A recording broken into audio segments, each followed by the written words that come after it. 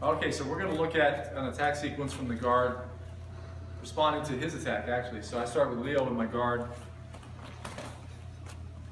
And I was either taken down or knocked down. And he's throwing punches. And so what I'm going to do is I'm going to move my head either to the left or the right in any case. Whether he's throwing the right arm, I can move to the right and overhook and catch his arm and catch his head and go to high guard. I can even slip my knee through here and trap this arm as well. This is a good setup position for triangles and other things. But it immobilizes both of his arms in the meantime. Yeah. And so when he hits, I got to use my legs and my abs, my hip flexors, to throw him forward. So whether I'm moving this way against the right punch and catching with the overhook, or moving the other way against the right punch, or I catch it from the outside. See, I use my legs and hips to throw him forward, and I catch him here and here. Now, once I've got the arm triangle, I can slip my hips out a little bit. I can choke him here, or I can start to move out, my hips out, catch his arm, and I'll use this foot on the hip as a place to stand, a place to push with my legs. My right leg pushes, and it's my right leg against his right arm, actually. And I can actually extend his arm and bring this knee up nice and high. If I get my hips up, I can block his head with my knee, or his head comes up and I can hook behind it. In many cases, to save this arm, he'll drive into me. And since my head is hooking behind his head, keep driving, stay up, stay up. Keep driving into me to stack me on my neck. And as he does this, now you see I can hook him, send him over this way with this momentum as he was driving. Or if he's up and he really drives over me, I can rotate out and disappear out behind. Did I see that? There you go. And so I can disappear out the back door and get the arm here.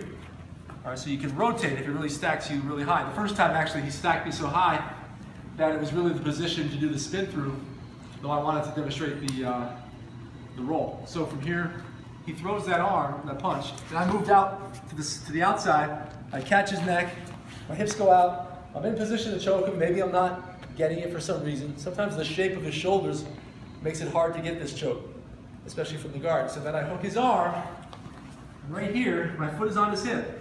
This is where you got to be ready to change position. If I hook his head and he drives into me, I'll use this leg to force his head this way. Okay, keep driving into me. I'll force his head over this way. All right? But if he's up and I can't force him over, that means he's so far over my shoulders, come on, then I rotate out, stay up, the back door. Now here I am with the arm right here. All right, so you got multiple, there are even more follow-ups to the arm lock than that. But the re-angling is key so that you still get the arm lock. Okay, so now we continue further to a third option. We did the arm triangle, we did the inverted cross arm lock with variations, and now we are going to do a transition to his back. So as he threw the punch, and I dodged it here, I move my hips out, and I grab his lat. I've got his neck and his lat. If he stays up, I can still get up and get my hook in. All right? I get up on my right shoulder, move my hip out, and then get my other hook in. However, if it's hard to climb on top, then what I do is I bring this right knee in and I kick that leg out. And see how his hips drop. It makes it much easier to climb on top. But you always think hips first. All right, don't go head first. Keep your head and shoulder down on the mat and come up with your hips first. And then you can sit up tall, you can hit. Come behind, grab his arm, flatten him out, elbow, work your choke in, and finish things from here.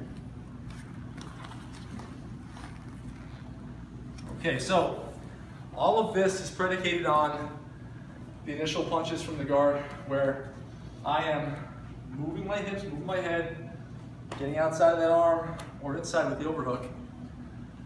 Using that overhook to set up things like triangles is a whole other story, but we're looking at outside position on the arm and neck choke, inverted cross arm lock, and then getting his back.